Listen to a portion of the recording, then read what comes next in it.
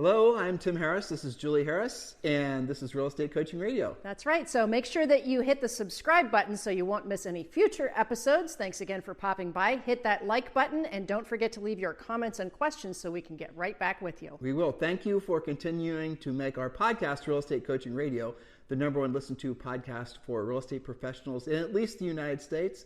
And let us know what you think about this video. Leave your comments below. Thank you. 3, 2, 1, and we are back. And today is day 4 if you're keeping track. And if you've not listened to the first 3 podcasts, the series is about real estate lead generation. It's on the mind of everyone. What's going to work now? What's going to work in the future? And what we've done is we've created a list of over 30 items, 30 lead generation ideas. And on day 1, we started with the least effective, and we're working up to the most effective source of real estate lead generation. Now, what do we focus on specifically? What were our filters? Very simple things. What's going to put money in your pocket the quickest? What's going to cost you the least amount of money? What's going to be the most predictable and duplicatable when it comes to real estate lead generation? So far, the feedback on this series, not surprisingly, has been fantastic. We did a survey of all of our new coaching members, of which we have thousands. And we asked them, what are they hoping to learn from being Premier Coaching members? And number 1 was, well, actually they were tied, almost exactly the same percent, said real estate lead generation and skills.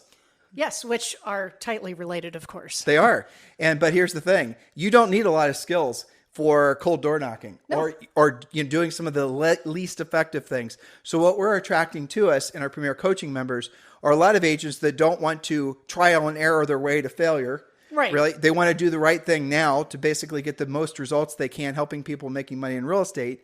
And that's the reason we're making this list, so you guys can frankly decide what you will or won't be putting your efforts towards. Do pay very close attention what you're choosing to spend your time doing and what you're hoping will generate leads for you.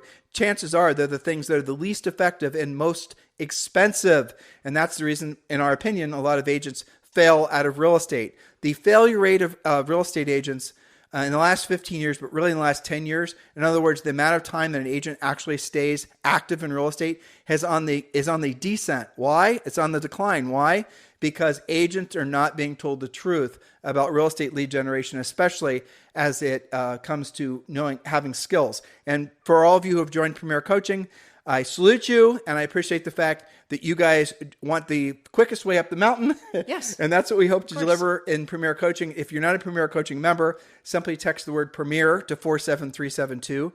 Text the word Premier to 47372, or go to premiercoaching.com. So again, this week we're working our way up from the least effective to the most effective lead generation idea. Julie Harris, we're on point number 10. Point number 10, which is property-specific pay-per-click, like you might use for Zillow, Realtor.com, etc. Can you tell them a little bit more about that? You've got a listing. You're going to put it on one of the portals. You're going to pay to basically advertise that particular listing. Those leads that come off the listing are then your exclusive leads.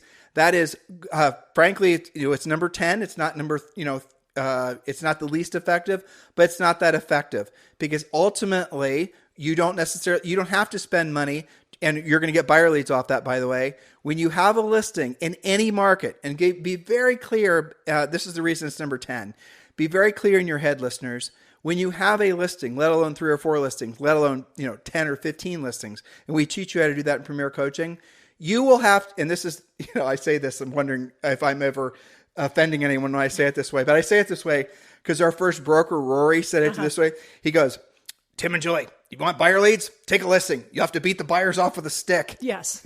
That's exactly what he said. Well, but I'll never forget though. that because, it is true. Yeah. So when you have one listing, you can generate, and we show you how to do this in Premier Coaching, you can generate so many buyer leads. Don't pursue buyer leads in your real estate business. The buyer leads always follow the listings. And when you look at the portals, for example, the reason that they're primarily selling buyer leads is because the buyers are going to their portals looking at what? Listings. So here's the idea for you. Learn how to be a listing agent. And that is point number 10. And we're working towards the most effective. Point number 9, Julie. Point number 9 is divorce attorneys. Now, why are they a valuable spoke? The divorce decree, as stated by the divorce attorney as a result of a divorce, states oftentimes that a home must be sold, how the proceeds are to be split, and by when it should occur. In other words, very clear intent. you will be selling the house. You will be selling it by this date, and here's how you're going to split it up. Now, we used to do quite a few of these transactions, and it's not just the listing. Remember, when somebody gets divorced, there's also going to be two buyer sides to that too, oftentimes.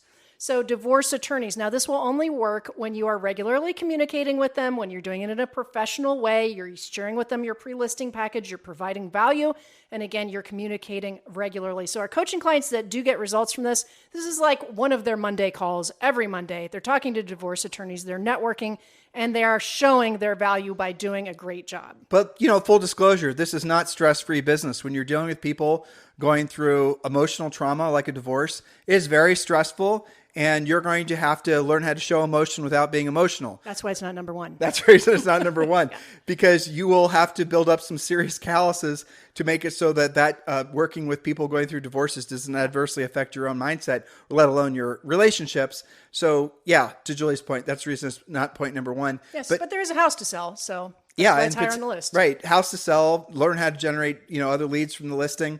And the divorce decree, those are the key words. If the divorce decree hasn't been issued and you list the house for sale, and even if you get a contract on it, one side's going to use, essentially you're not going to get the transaction through until the divorce decree, which is, the judge in essence saying what's going to happen to the property. Up to that point, it's going to be something that could very well be a continued negotiation point. Unpleasant, and you could get caught in the middle.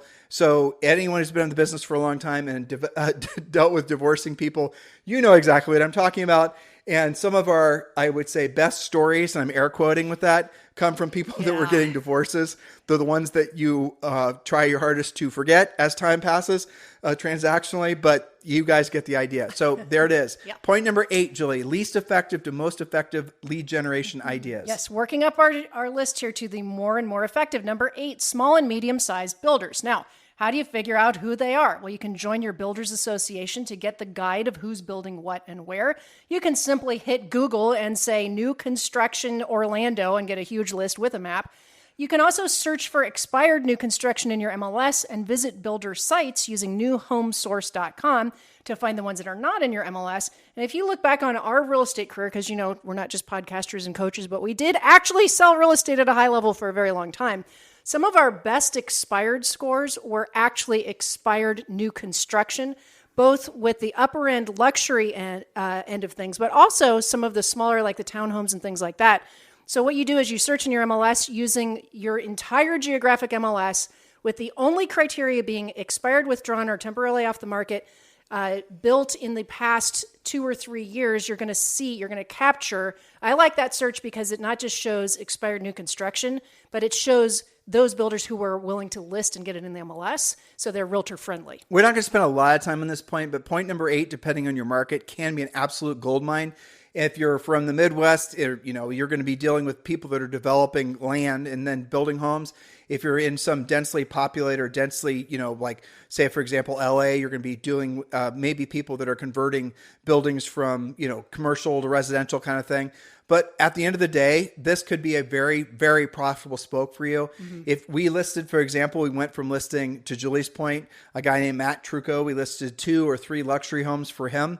That all had expired, and guess what? We called him and got the expired listings. Mm-hmm. And then within 2 years, he ended up listing 73 new construction condos with us. So those are the types of opportunities. Now, why is that point number 8? Well, obviously, that's a builder. Builder's going to have a home to sell. That's somebody that's actually already in the market to sell a property. I belabor this point because it's really, really critical that you are very clear that you need to spend your time with people who actually are wanting to do a transaction, not people you're hoping that might someday want to do a transaction. People who expect to be having a real estate conversation with you, right? The intent is there. I'll never forget Lance Kenmore told me he was going after some new construction, and this is very simple. He had helped a builder with a Parade of Homes deal, right? And the Parade of Homes came and went. They worked it a little bit. And a couple weeks later, he said to himself, what was on that Parade of Homes of new construction that has not yet sold? So he went and talked to those builders. He talked to one of them who had an average sale price of about 3 times what his normal was. It had never been in the MLS, never had home brochures, never had a good description, never had pictures or anything. He did that and sold it in 1 weekend.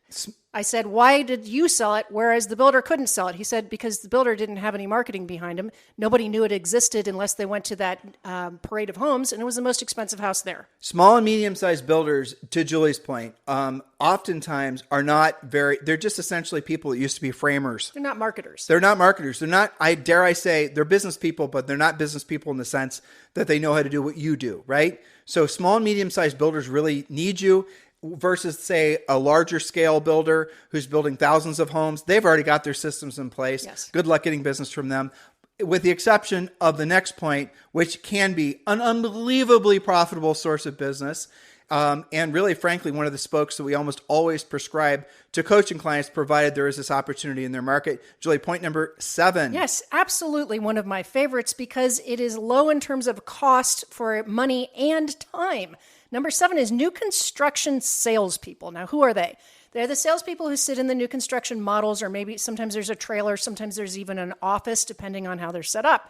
But these are the salespeople who know the product. They write up the offers for buyers that are coming to them. New construction salespeople. Now, here's a question. Who do those people refer their resale business to? If I'm going to build a house and it's $700,000, it's probably not my first house. I probably got a $400,000 or $500,000 house I'm going to sell before I can actually close on my new construction. Well, guess what? Those new build reps don't generally take resale. What happens to those leads? And oftentimes the new build rep is working directly with the buyer, and there is no buyer's agent, because now some of you are rationalizing, why would I want to go to a new build rep looking for listing leads? Because isn't that buyer going to have been essentially represented by a buyer agent, and that buyer agent will get the listing? That is essentially you're trying to rationalize not doing the real work. The real work is going and having these conversations, because you will find this can be a very, very viable spoke of business. Again, depending on your marketplace, but open your mind to the possibilities. One contact, and yes, you're going to have to bring them by coffee sometimes and send them birthday cards. Show some enthusiasm for what they're selling. Show some gratuitous appreciation from time to time. Bring them a buyer now and then. Because the new construction sales reps, they oftentimes, again, don't sell resale. They are prohibited or don't even have real estate licenses. So if they have someone walk in and go and contract on a property, and the property the owner owns has to be sold, that is going to create a problem for the new build rep if the house doesn't sell, because then they're not going to get that. Obviously, the buyer won't be able to close on the new construction. Changing market. You're looking at some serious motivation. All parties concerned, serious motivation. So do keep these things in mind. Think about this. You get a call from a new build rep. The new build rep says, the Smiths just went in contract on this house for $1 million. They have a house in XYZ subdivision for $700,000 they have to sell. Their new home actually is halfway done. They bought a spec and they want to have occupancy in 4 months. You're talking about an incredibly motivated seller. That is a wonderful, wonderful listing lead that you're probably not even going to have to compete on. So absolutely open your mind to that. There is a huge expansive section in Premier Coaching about this very topic. That's right. And so smart coaching clients have taken this and they've said, that's interesting. What if I had 5 or 6 of those new build reps in different price ranges in different parts of town who were all feeding me listing leads? Now that's smart business, and that is a fantastic, inexpensive, highly effective spoke when worked correctly. Okay, so point number 6, moving on up, and then we will continue. I think there's a lot to number 6. So number 6, for rent by owners. Some of you call those FRBOs, for rent by owners. These are small investors most of the time with single family or small multifamily homes, doubles, quads, things of that nature. If they don't rent right away, would they consider selling? This requires a simple script. Again, as we move up our food chain here, we're also adding skill. A simple script, you get their phone numbers. They're advertising their phone numbers because the house is for rent.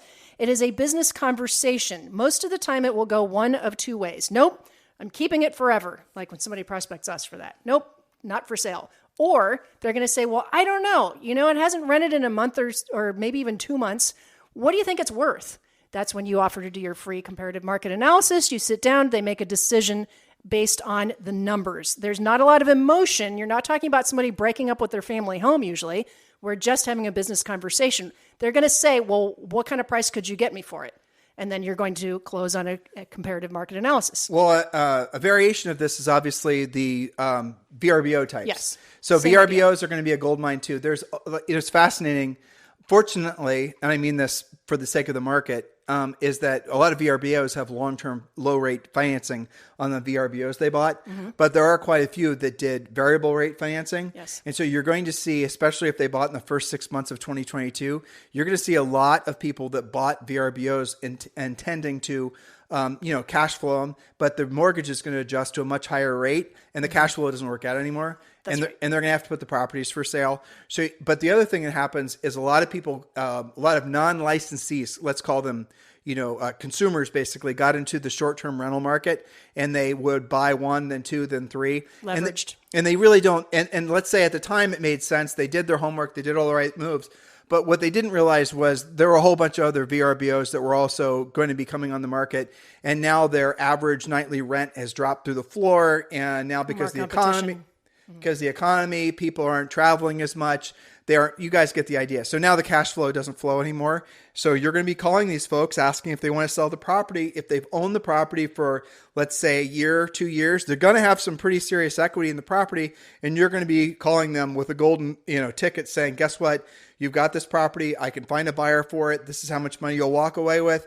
And a lot of times they're going to be more than willing to let go of the property. You're just going to be the one that's conveying to them the great news. Those are fun calls to make. We give you the scripts in Premier Coaching. If you've not become a Premier Coaching member yet, do text the word Premier to 47372 or just go to premiercoaching.com. Again, text the word Premier to 47372 or just go to premiercoaching.com. But you can see why that can be a very effective source of business. You're talking directly to a person who has a property who probably wants to sell it, provided they knew what the market was doing. And they're easy to find. You can even get in and look at their schedule. How frequently was it rented? What kind of rate are they getting? You can tell from all the different online VRBO platforms how much competition they have. You can do a lot of different types of research. And guess what? There's this magic button called contact the owner directly. Yeah. It has their phone number. Oftentimes it has their email address. You can also tell if it's managed by a property management company versus a person. You can click on the map. You can do all kinds of things. And the other reason that VRBOs we're starting to see more of those as listings is there are cities that are putting in place, or HOAs or buildings or towns that are saying no short-term rental for you. It's against our rules. We had a vote at city council last night, and we're going to push this thing through unless it's 90 days or less, or it's 6 months or less. You are in violation, or you can do it, but you're going to owe us a big tax. You have to file all of your tenants with us. And for some VRBO owners, especially the less experienced ones, that's not their thing. That's not sustainable for them. They don't want to deal with it. They just want to break up with the house and be done with it. I'll add to this. This should have been its own point, but I think it makes sense to have it be a part of point number 6, is also you're going to consider property management companies. A lot of property management companies, believe it or not, only manage the property. They don't really have anything to do with the buying and selling of the property. Mm-hmm. You're going to find a lot of small to medium size, a lot of retired people run property management companies. Ask them what they're doing with the leads they get or the owners they have that decide they want to sell the property. Guess what? They're referring those leads off to other agents. Why don't you become that agent? Why don't you then send them any leads for property management that you stumble across? Here's some advanced coaching for you. When you go on listing appointments, if the person bought in the first 6 months of 2022, chances are they're going to be even with the house, maybe even negative with the selling fees, but they have to sell the property. Show them that in most cases they can rent the property and actually make a pretty good cash flow on it in some cases. And then you can then have that property a year from now as a listing when essentially it's appreciated or really inflated to the point where they can get it out of the house, if not, making money, at least breaking even. In the meantime, you can refer that to a property manager. You see how you can build relationships both ways. If you want to really ingratiate yourself with somebody, bring them something of value without having and ask for nothing. That's really how you make long-term business relationships with anyone. 100% of the time. We've hired people before that have sent us emails and have created something that they thought might be useful for us. Suggestions on how to enhance this or enhance that. Have done the work, invested their time, and sent it to us. And it was, many times this has actually happened, probably about 20 times, especially when it comes to YouTube marketing and whatnot. And I implemented it and I said, well, okay, guess what? And I turned them over to our team, and the team wasn't doing it, didn't know about it, whatever. it was something that was kind of cutting edge. You guys get the idea. Well, that person now has a customer for life.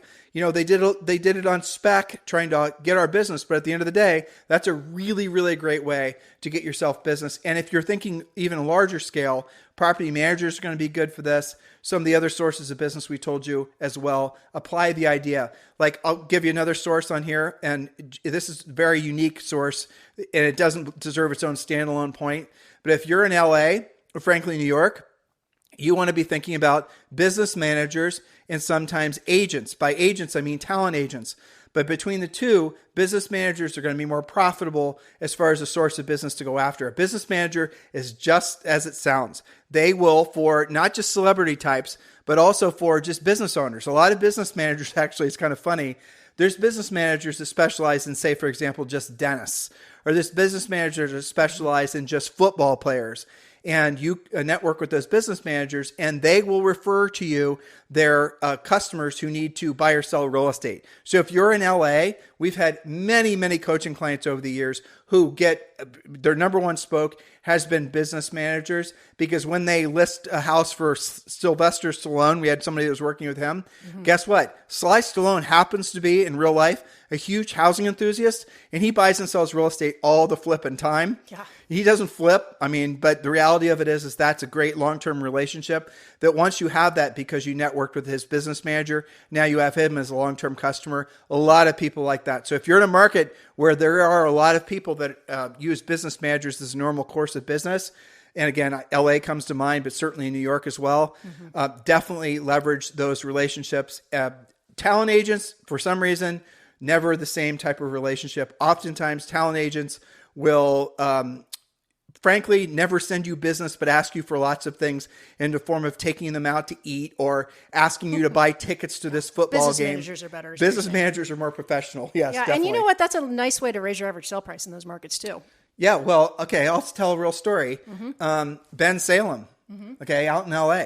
He works for, I call it Rodeo Realty, but Rodeo Realty. He's one of their top agents. He gets a lot of his business from business managers. I won't say who, because, he's a coaching client.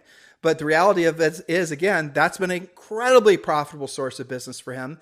And they'll just message him and say, there's this new property that, so-and-so wants to sell. Well, here's the interesting part. Oftentimes, he doesn't even know who the client is. They'll say, here's the property. What do you think it's worth?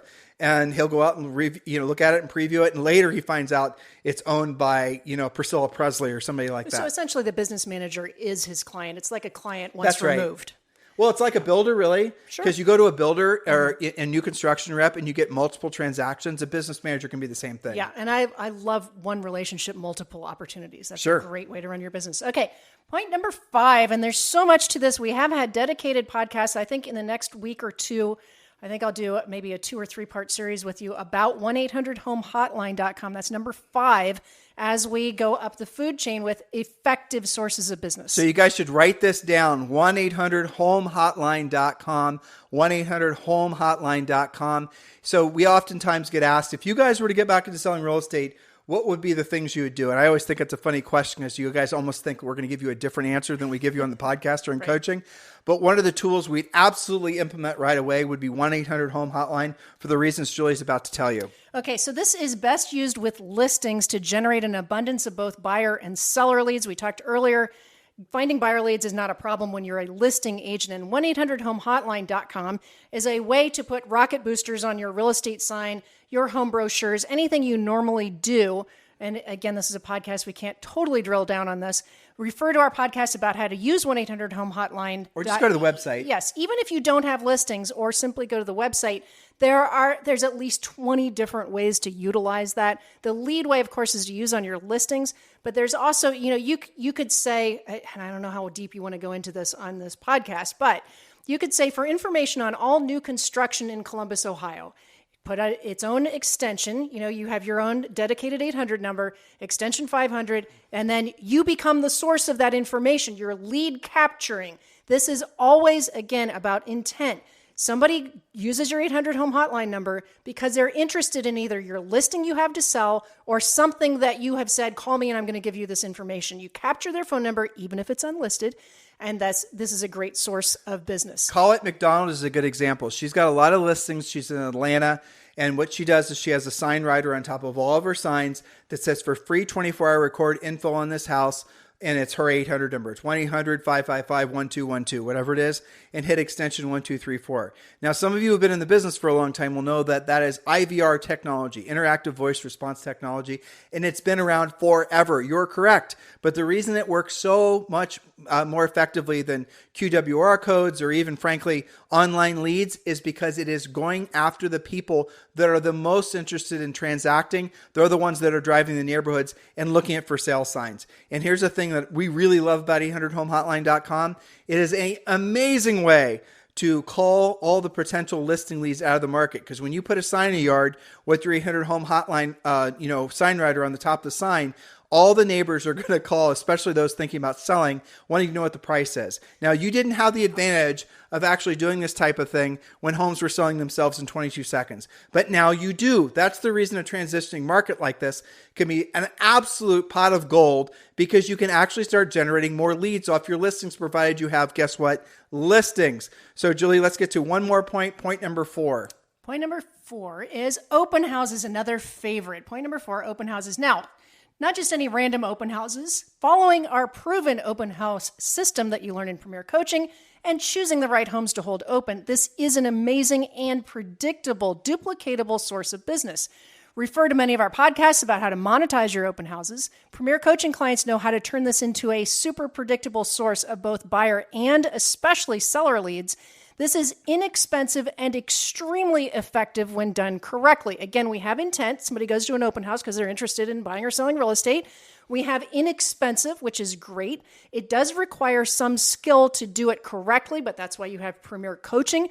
None of this is rocket science, but you do have to have a systematized approach to turn this into a viable spoke. We have example after example after example of Premier Coaching clients who are not just dabbling in this, but they can tell you every time they use our open house system, they not only get a ton of people attending and signing in, but they get at least one immediate listing out of it, if not a handful of buyers, some of which also come with listings. So open houses done correctly are very high on the list because we have intent. It's about real estate. We have ease of doing it. Anyone listening right now can implement this, and we don't have a lot of expense. So here's an interesting little thought exercise for all of you.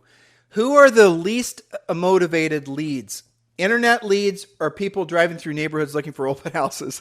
It should be obvious, right? Internet leads are the least motivated of all the leads you can actually generate. Does that make sense now that you're thinking, well, that makes sense because I know I've been buying internet buyer leads from XYZ company and these guys are never motivated, don't even remember saying that they're interested in buying a house? It's because they're just looky-loos. Their name's on a piece of paper. They really have no value. But what happens is, I want you to imagine, in essence, a funnel. So when people are at the top of the funnel, it's an inverted triangle, right? So the long part of the triangle is at the top. The wide part of the triangle is at the top. That's where people are just saying, I wonder how much this house costs. I wonder what the pictures on that thing look like. Those are the least motivated. Those are really not even, shouldn't They're even. an impression, maybe. Exactly. So what happens is people get more serious. Then what happens is they filter themselves down. And at the very, most, I think, pointy part of the triangle, if you will, hopefully this visualization is making sense for all of you. That's when they start driving the very neighborhoods they've decided in which they want to live. And they're looking for the newest listings, or they're looking for the listing that they read about that you just listed that's open for the first time on Sunday. You guys get it? That's the reason the most motivated, most qualified leads, not just buyer leads, but also seller leads, are driving the neighborhoods looking for open houses. This has always been true and always will be true. Why don't people talk more about open houses? I'll tell you why. It's because tech companies can't figure out a way to make money off you doing open houses. That's why. That's the reason a lot of the people that are essentially real estate coaches or trainers don't spend a lot of time talking about the actual obvious way to generate lots of leads for free, open houses, because they can't make money off selling you a tech platform that's going to require you to build a landing page and a click funnel and all the rest of it. Open houses are incredibly powerful. Now, here, I want you to expand your thinking about this. If you're holding an open house So let's assume I'll just break it down to 3 categories: first-time home buyers, move-up homes, and like luxury homes. Now, nowadays, there's actually a lot more moves that people will traditionally go for, but let's just say there's 3 categories. You buy your first house gets too small. You buy your second one, house gets too small, or maybe you just want to have a more luxurious or whatever house, then you buy your third one. If you're holding a house open in that middle price segment, you're going to get those first-time buyers, you're going to get those first-time sellers that are going to want to buy that house. And that means you're going to get their listing lead. That means if you're also dealing with the people that have in the third category of homes, the more expensive homes, those guys might be downsizing to that middle-end price range, which means you're going to get a listing lead. You get it? If you're doing open houses in first-time home buyer areas, it's effective for sure. And a lot of the first-time home buyers don't have relationships with real estate agents. They're not that educated, frankly, on the process, and they're going to be more receptive to you taking control and leading them through the process. For sure, that's true with first-time buyers, but they're not going to have anything to sell. So if you want to make the most of your open houses, work in that Midland price range. You're going to have to know what that is. And I want to talk about this, but we've been on for a half hour, so I'm not going to. But there's so many different little nuanced approaches to doing open houses that can absolutely make it a cash cow. So here's a little secret for you. You don't do open houses to generate buyer leads. You obviously want to sell the house. You do open houses to generate seller leads. And if you don't know what I mean or how to do it, that's the reason you're joining Premier Coaching. Mm-hmm. Text the word Premier to 47372 or go to premiercoaching.com. Guess what, guys? Tomorrow, That's right. The season finale. The season finale. The most effective sources of real estate lead generation. Top 3. Top 3. We're going to do points 3, 2, 1 tomorrow. So make sure you listen in. Guys, thank you for continuing to make this the number 1 listen to daily podcast for real estate professionals in at least the United States. If you're listening to us on YouTube, please do subscribe to our YouTube channel. If you're on iTunes, please consider giving us a 5-star review. We love doing this podcast for you every day. We don't necessarily love the work that goes into doing it. We love the results that we see you're getting from listening to the show. If you really want to supercharge your business, do join Premier Coaching. Text the word Premier to 47372 or just go to premiercoaching.com. We'll talk with you on the show tomorrow. Hello, thank you for having watched this video. Please remember to subscribe to our YouTube channel. That's right. And don't forget to hit that like button, leave your comments and questions below, and we will get right back with you. Thank you for watching this video. And remember to watch the next one. You're going to love that one. This podcast is a part of the C-Suite Radio Network. For more top business podcasts, visit c-suiteradio.com.